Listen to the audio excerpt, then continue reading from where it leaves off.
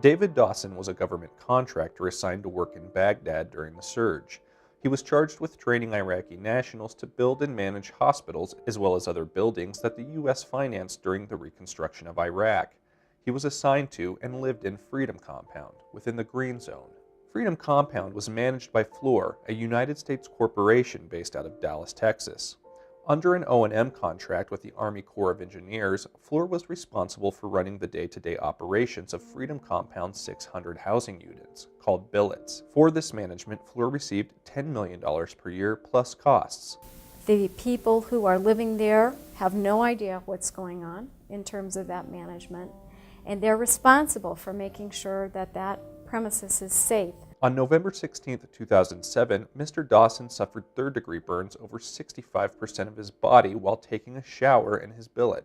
David's injuries occurred in his bathroom in his room, which was in the billeting that was provided for the American workers in Iraq. We would equate the building to something like a Motel 6. Dawson was rushed to a combat surgical hospital located at Saddam Hussein's former Royal Hospital, where he had to be resuscitated twice. He was then airlifted to Germany for intensive burn treatments.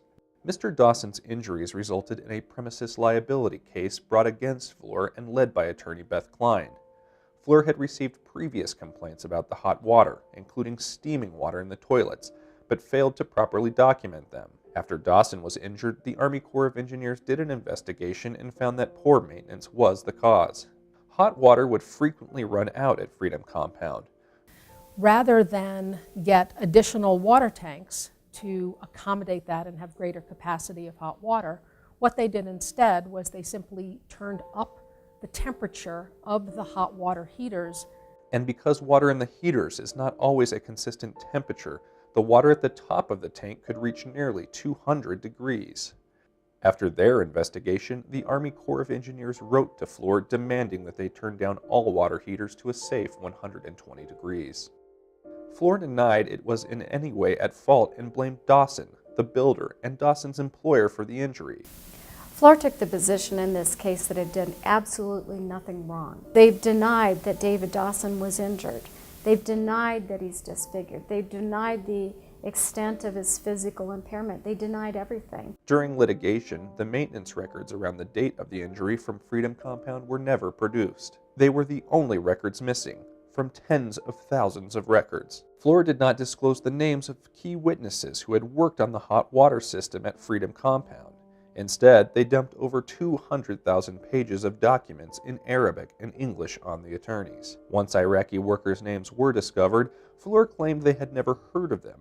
In order to depose citizens of Iraq, attorneys had to work with Homeland Security, the U.S. State Department, and the Ministry of Justice of Iraq. It required a tremendous amount of work to go through the State Department here in the United States, to go through the embassy in Iraq, to go through the Iraqi government in order to be able to take the first ever deposition in Iraq.